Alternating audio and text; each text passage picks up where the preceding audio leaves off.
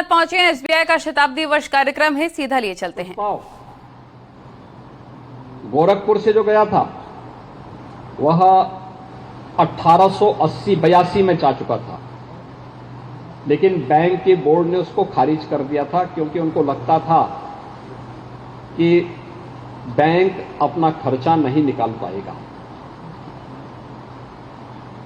1892 में फिर दूसरा प्रस्ताव जाता है तो वह कंसीडर तो होता है, लेकिन 1923 में इसकी सहमति मिलती है और 15 अक्टूबर 1923 को यह बैंक स्थापित होता है, जो गोरखपुर का आज मुख्य भारतीय स्टेट बैंक की जो मुख्य शाखा है, मुख्य भवन है, वह भारतीय स्टेट बैंक की यही भवन है जो आज से ठीक 100 वर्ष पहले गोरखपुर वासियों के लिए, इस कमिश्नरी वासियों के लिए यह बैंक यहां पर विकास की एक पायदान के रूप में सहयोग करने के लिए आगे बढ़ा था।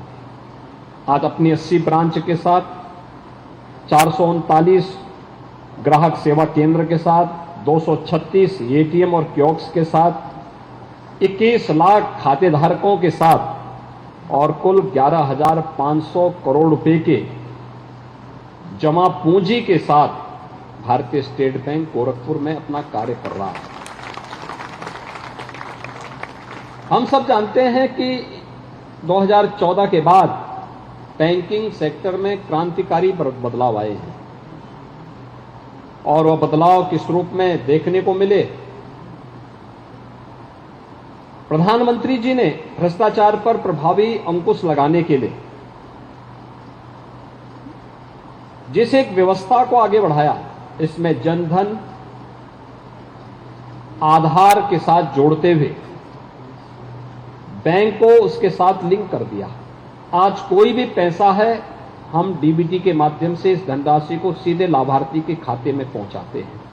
नगद लेन देन लगभग बंद हो गया है। यूपीआई आज दुनिया के अंदर सबसे बेहतरीन कार्य करने वाला एक व्यवस्था बन चुकी है, जो भारत की देन है। और इसलिए आज के इस अवसर पर जब भारतीय स्टेट बैंक की गोरखपुर की इस मुख्य शाखा के 100 वर्ष पूरे हो रहे हैं, बैंक की शानदार यात्रा के लिए मैं पूरे बैंक, इस भारतीय स्टेट बैंक को, गोरखपुर के जितने भी हमारे भारतीय स्टेट बैंक से जुड़े हुए अधिकारी हैं, कार्मिक हैं, इन सबको मैं हृदय से बधाई देता हूं, अपनी शुभकामनाएं देता हूं। गोरखपुर के विकास में भी इस बैंक की एक बड़ी भूमिका है। आज गोरखपुर में नए नए उद्यम लग रहे हैं, विकास के नए नए कार्य हो रहे हैं। अभी सांसद जी ने बताया था, यद्यपि उनकी आवाज थोड़ा अटक रही थी, और अटक इसलिए रही थी, ऐसा था कि जब वो रह रहे थे तो लगभग 1-2 साल, 1-1.5 साल जब वो सर्किट हाउस में रह रहे थे तो मैंने उनको कहा, मैंने कहा भी सरकारी भवन तो खाली करो भाई, और सरकारी भवन में रहना उचित नहीं होता है, बहुत लंबे समय तक फ्री में रहना उचित नहीं होगा। क्योंकि एक प्रवृत्ति थी, आपने देखा होगा कुछ वर्ष पहले एक प्रवृत्ति थी, कोई सांसद, विधायक या महापौर हो गया तो सबसे पहले किसी सरकारी भवन में कब्जा करता था, किसी व्यापारी के भवन में कब्जा करता था। और ये कारण था, मुख्य सिटी से सीपी अग्रवाल भी अपना भाग गए उधर गोरखनाथ की तरफ सलार जी भी अपने उसमें चुपचाप एक कोने में बैठे रहे कि नहीं, चलिए बढ़ाना नहीं है। लेकिन जैसे जैसे परिवर्तन आया, हम लोगों ने कहा कि भाई कोई जनप्रतिनिधि किसी भी व्यवसायी, किसी भी उद्यमी के मकान पर या कोई भी सरकारी भवन पर कब्जा नहीं करेगा। अगर वह जो भी उसके पास अपनी सामर्थ्य उसके अनुसार करे, नहीं तो बैंक तो तैयार है।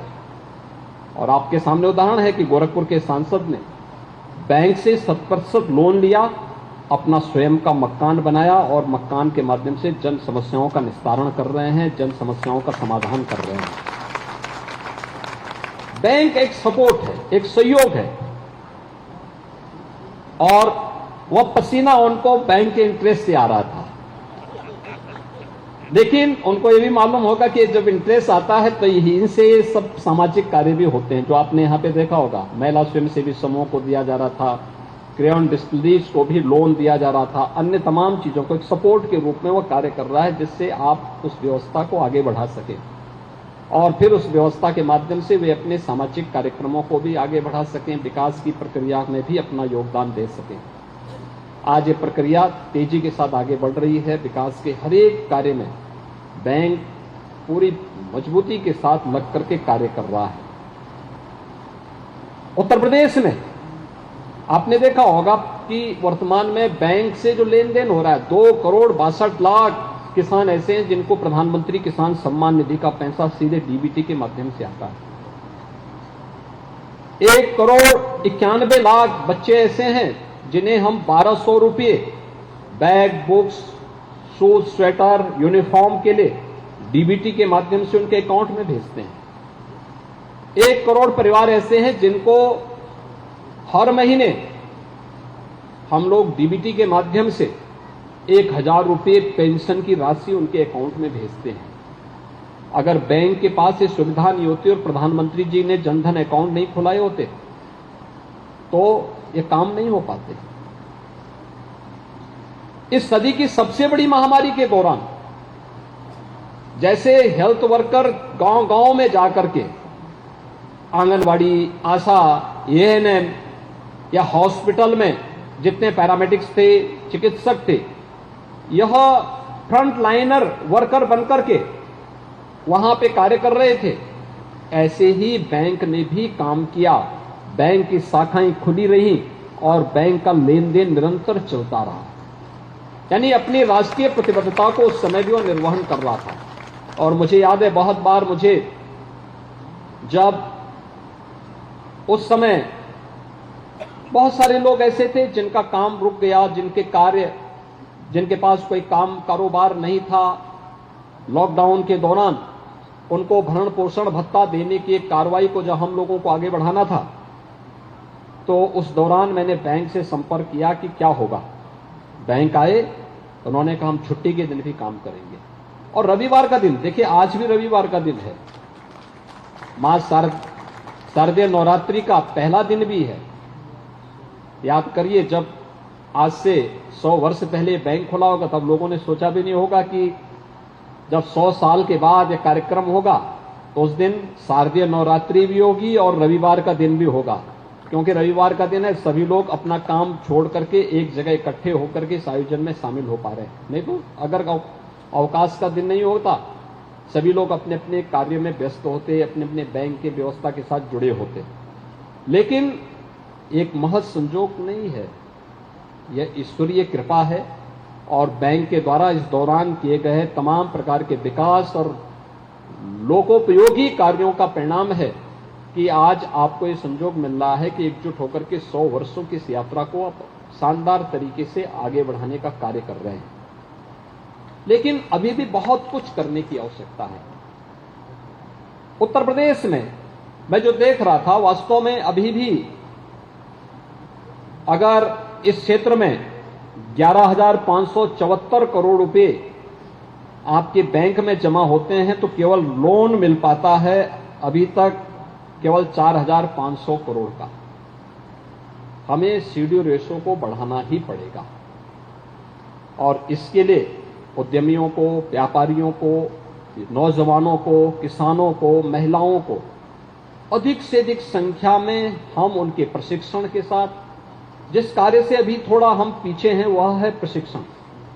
अगर कोई व्यक्ति लोन लेना चाहता है, हम पहले उन लोगों के समूह को एकजुट कर लें, फिर 1 सप्ताह, 3 दिन, सप्ताह, 15 दिन का एक ट्रेनिंग कैंप प्रशासन और शासन के साथ मिलकर के उनका अगर तैयार कर लें, कैसे होना है, कैसे व्यवसाय होना है, कैसे इस कार्य को आप आगे करेंगे, एक प्रारंभिक जानकारी उनको दे करके और फिर जैसे उनको ट्रेनिंग संपन्न हुई, ट्रेनिंग संपन्न होने के बाद लोन मेला लगा करके उनको लोन उपलब्ध करवा दो। मुझे लगता है कि तेजी के साथ यह कार्य आगे बढ़ता हुआ दिखाई देगा। बिजनेस भी बढ़ेगा, रोजगार भी बढ़ेगा और बैंक का व्यवसाय भी बढ़ेगा। पैसा तो पैसे के साथ जुड़ने से ही आगे बढ़ेगा। पैसे को जमा पूंजी रखने से वो पैसे में बढ़ोतरी नहीं होगी, उसका दाम कम होगा। इसलिए उस प्रक्रिया के साथ हमें जोड़ना पड़ेगा और इसलिए शेड्यूल रेशो पर अधिक से अधिक ध्यान देना। प्रधानमंत्री जी ने इस पर विशेष रूप से ध्यान दिया। और आज याद करिए 100 वर्ष की यात्रा। 1920 में जब गोरखपुर में बैंक नहीं था और जब 23 में गोरखपुर में भारतीय इंपीरियल बैंक की ब्रांच खुली थी जो आज स्टेट बैंक की मुख्य ब्रांच है, याद करिए तब गोरखपुर की कुल आबादी 50,000 से कम थी।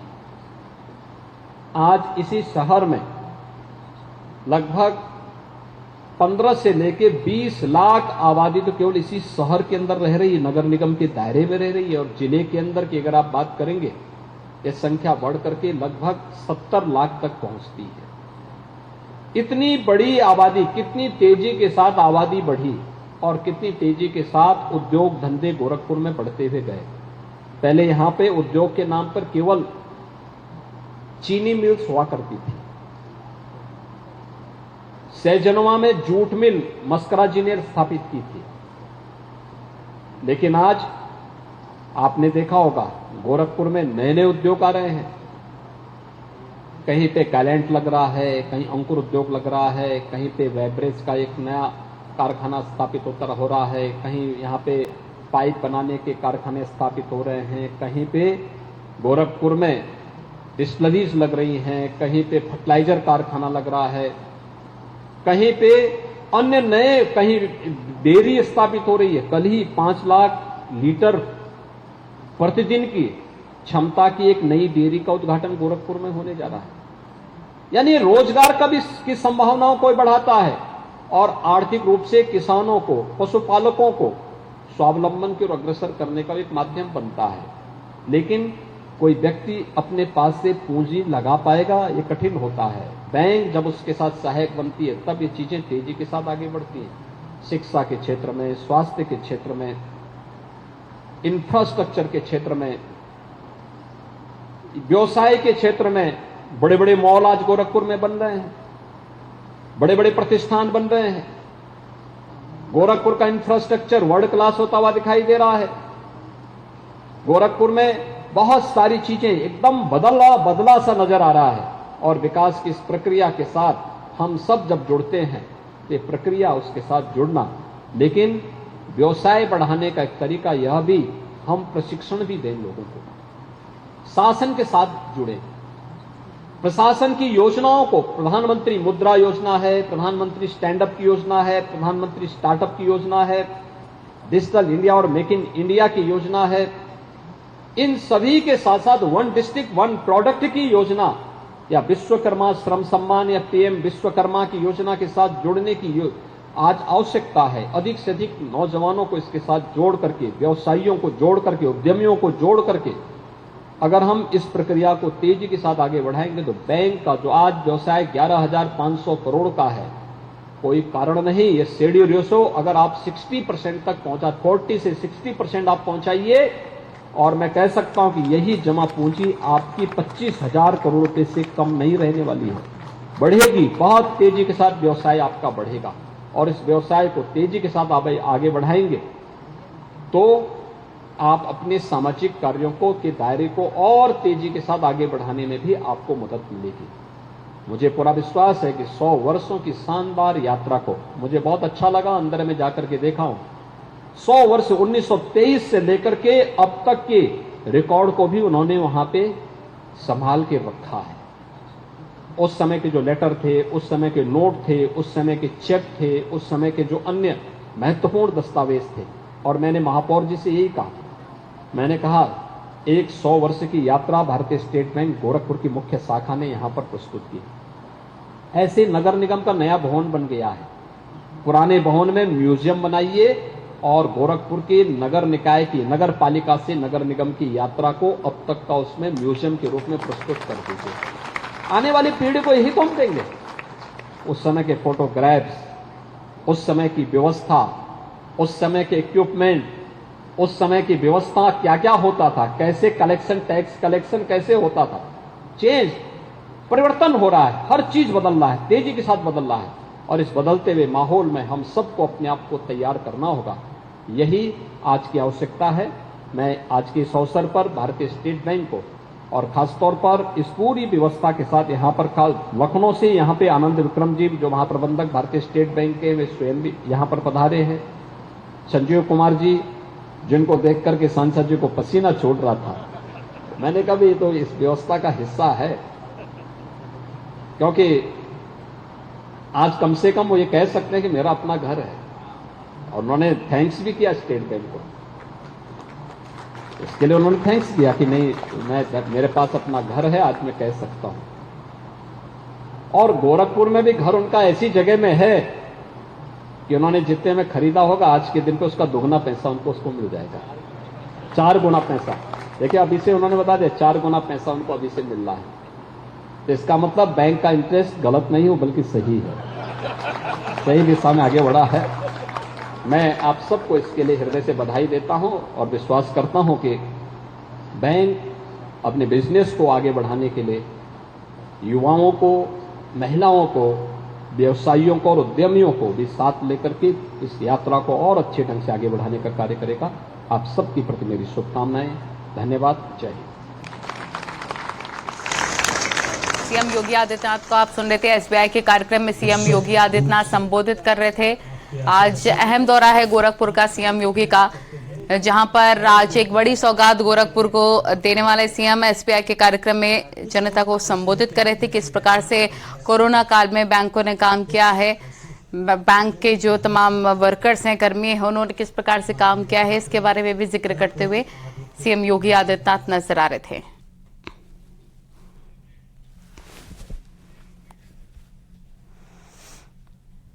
और यहां वक्त हो गया एक छोटे से ब्रेक का।